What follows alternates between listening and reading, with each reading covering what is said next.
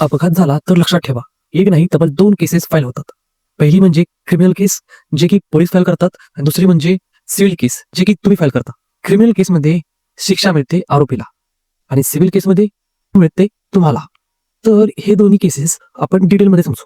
First म्हणजे criminal केस.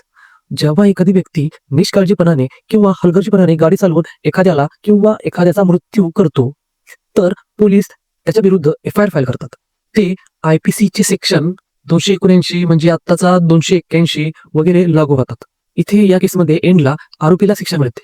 Second म्हणजे civil केस. तुम्ही एम-एच-डी म्हणजे मोटर ऍक्सिडेंट क्लेम ट्रिब्युनल मध्ये कंपेन्सेशन मागू शकता. लाखोंचा दावा होतो. लाखो रुपये विक्टिमच्या घरातल्यांना किंवा विक्टिमला मिळतातही. क्रिमिनल केस इंज्युअर्ड व्यक्तीचे किंवा मयत व्यक्तीचे हॉस्पिटल बिल्स किंवा फायनान्शियल बर्डन मध्ये कोणतीही मदत करत नाही, पण सिव्हिल केस करू शकतो.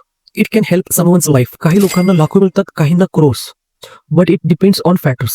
आता तुम्ही काय कराल?